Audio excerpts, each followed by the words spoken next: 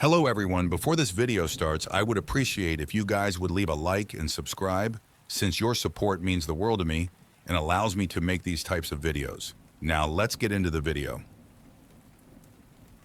I asked Cassie about the rain chasers, and maybe that was a mistake, because she seemed to get angry at the mention of them. Said they were okay if you were into local folklore, but too many of their members took themselves way too seriously. She advised me not to get involved with them. There's a lot better clubs to join, she said. Are you going to the Winter Involvement Fair? It's a lot smaller than the summer one, but it's a good time. Yeah, I'm going, I replied, but I really am interested in local folklore. Then talk to the professors in the popular culture department. I think there's at least one that teaches folklore. The folks in the Rain Chasers Club aren't bad people. They're just...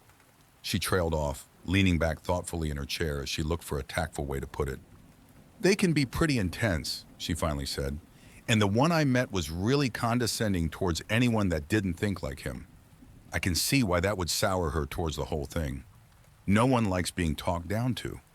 Still, I'd already resolved to go see them and find out what I could about the rain and the laundry lady, and I figured just showing up to one of their meetings wouldn't do any harm. Yeah, I know this is where the twist goes and surprise. They're all werewolves in disguise or some nonsense. But it really was okay. But more about that later. Cassie and I hadn't talked about the rain or any other weirdness since the day of the orientation. I haven't told her about what happened with the laundry lady either. Well, I told her that some lady folded my laundry and she was like, huh? That's different, and didn't say anything else. She clearly hasn't heard of the laundry lady, and I'm not sure how to tell her about it. It's like she seems to prefer her ignorance, and while that won't protect her, I'm not sure how to get around it. You can't force someone to believe you after all, and giving her undeniable evidence would require direct exposure, and no thank you to that. After a little bit of working in silence, Cassie unexpectedly brought up the topic of the Inhuman herself. I tried looking up that thing you were talking about a little while ago, she said. The Shulikun. I couldn't find anything. You probably weren't spelling it right. It's kind of hard to find online, actually. They're Slavic Christmas spirits. I explained what they were, and she listened quietly. So is it like a local tradition or something? She asked when I finished. People dress up and go riding through town? Sure, I sighed. Something like that. Sounds fun. Maybe I could visit over winter break. I'd already told her about my hometown, just as she'd told me about hers. She came from a stereotypical suburb, she said. Nothing special.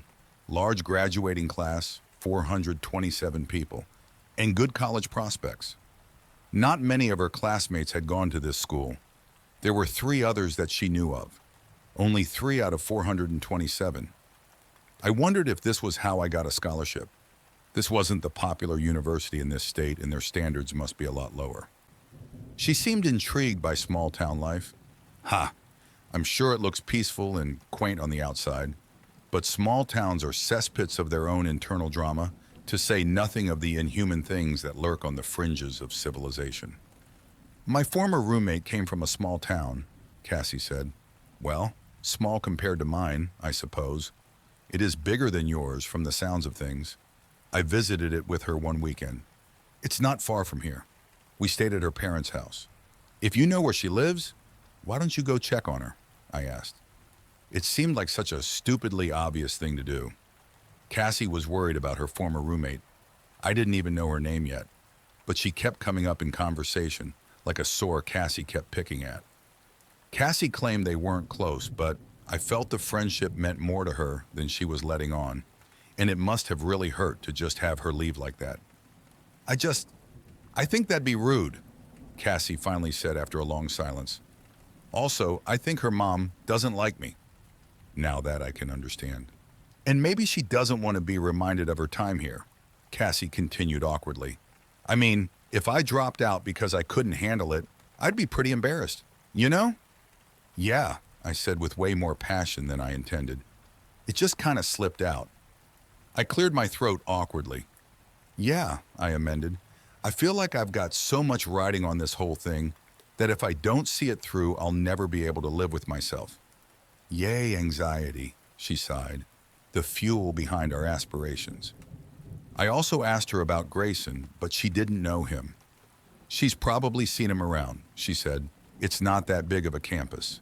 Just enough people to be anonymous. Not enough to guarantee you won't run into someone, though. He seems to recognize me, I said. Maybe he likes you, Cassie suggested. Your first stalker. He better not be. I know how to hide bodies. Cassie thought I was joking. Anyway, a day later I was going to my first meeting with the Rain Chasers. I suppose the name should have made me take Cassie's warning more seriously. It's a pretentious name, right? All mysterious sounding and shit. They could have just called themselves the local folklore club or something. But nah, we gotta be creative. I'm not very impressed with them, if you can't tell. I think they could be useful, but I also think they're a bunch of self-important idiots. Or maybe I'm just old before my time and hate fun. I don't know, it's possible. The meeting was held in a room in the student union. I got dinner there beforehand because the chicken tenders are pretty darn good. Then I showed up about 5 minutes late because I didn't want to be sitting in an empty room all awkward by myself. There were a handful of people already gathered. They were nice, but there was this weird vibe to it. Not a possessed by inhuman things vibe like campus security either. More like I wouldn't be part of the group until they decided I was. Until I proved myself or something. Which is a pretty shitty recruiting strategy, IMO. Eventually one of the women declared that everyone was here and the meeting could begin. Jeremy had something he wanted to share with everyone, she said excitedly. He'd been in the Flickering Lights Hall. That's what I'm calling it now instead of using its real name. And had an actual encounter with the creature that resides in it. So this skinny guy gets up to the front of the room and starts giving a dramatic retelling of how he was exploring the hall after dark. He had this weird feeling, he said, like the energy around him was trying to warn him that he wasn't alone. I can't even type this out with a straight face. His narrative turned into an action adventure after that, starring him as the protagonist. When he realized the creature was searching for him, he ducked into a janitor closet and found a crowbar. What kind of janitor's closet just conveniently has a crowbar in it? Properly armed, he made his way through the building to the front door. And then, just as he was about to escape, he was attacked. Because of course he was. Fortunately, since he took katana lessons in high school, he was able to fight it off. I might be from a small town and spent most of my life under a rock, but even I can tell these katana lessons are bullshit. Finally, he finished the story about how he went running off into the night, crowbar clutched tight in his hand, and I guess we went into Q&A. The other students, of course, wanted to figure out what kind of entity it was, and they had a lot of really dumb suggestions that I won't bother with here. So wait, I said, innocently raising a hand, unable to take it any longer. You stole a crowbar? It was for self-defense, he sniffed. I kept quiet for the rest of it. I wasn't here to pick a fight. But it's fake, I wanted to scream. I could tell. I've seen this shit. Of course, denouncing the object of their hero worship at my first time attending the meeting would be a really good way to shut myself out of their inner circle permanently. And I don't think they were all enamored with Katana Boy. There were a handful that kept to themselves on one side of the room. I introduced myself to them after the meeting began to break up, and while they didn't tell me anything interesting, I at least learned their names. So, first Rain Chasers meeting was kind of a bust. I'm going to keep going though. They're clearly tracking inhuman sightings, and even if some of their members are there for clout, I think they might have some tidbits of real information. The club leader in particular is taking notes, and I want to get my hands on them. I might have a way to get their trust too. And no, it doesn't involve my former place of employment. You see, I've got a class in the Flickering Lights Hall. Did I mention that in an earlier post? I feel I did, but I've got a bad memory and I'm not an organized human being, so you'll just have to deal with me repeating myself sometimes, I guess. Anyway, the class itself is pretty dry. I'm finding that a class can be boring regardless of the subject if you get the wrong professor. I sit near the back because I'm shy, I guess, and I'm still unnerved by how many people are on campus. The class size isn't that bad. I've got lecture halls with more people, but it's all people I don't know. The classroom is also kept very warm. The heating is a bit old, and I don't think they have very good control over it and are overcompensating for the winter cold. So boring class, warm room, sitting in the back, perfect combination for falling asleep. Which I did. It's not like this hasn't happened before. But maybe because I was thinking about how there just might be something wandering the halls of this building, I was more vulnerable this time. When I woke up, I was alone in the classroom. Everything felt off. I don't think I was in an otherworldly space. I was clearly still on campus. My classmates' backpacks were all still present, and their books and notes were on their desks. When I looked out the window, I could see students walking past on the pavement far below. It was like I had been shifted slightly to the side of everyone else. It was a disorienting feeling, like walking into a room and finding everyone is standing on the wall, and you're all alone on the floor wondering what is happening. Katana Boy had grounded his story in reality, I reasoned wildly. Surely the group wasn't so gullible as to believe a total fabrication. Perhaps he'd even had a run-in himself, but didn't want to tell them what really happened. Because in reality, if most people found themselves alone in a room like this, with a pervading sense of wrongness that you could feel down to your bones, they wouldn't go exploring. Not for a while, they'd probably huddle in a corner, frantically trying to get reception on their cell phone to call for help. While I wasn't bothering with my cell phone, I was huddling in the corner. The wall adjoining the hallway was windows from the ceiling to halfway down, and outside, the lights were flickering, and I didn't want to be seen. And from somewhere in the building, a door banged open. I heard the sound of something coming down the hallway. There weren't any footsteps. It was a sliding, scraping sound, like something immense dragging its body through a corridor that wasn't big enough for it to stand in. The stories. I racked my brain, trying to remember the stories. They're not just entertaining tales told once the sun sets to children. They're warnings. They're lessons. And what did they say about intruding in the space of something immensely more powerful than a mere human? Don't look at it. That's always the first instruction. Don't! Look! I hastily cast my gaze to the ground at my feet. The noise steadily grew louder, and the lights flashed on and off erratically. I squeezed my eyes shut. I was shaking like a leaf, silently hoping that it just kept going, that it didn't stop, that it didn't see me. The scraping sound slowed. I heard another sound, a rhythmic rasp. It was just outside, and I could hear it breathing. Why wasn't it moving on? What was it waiting for?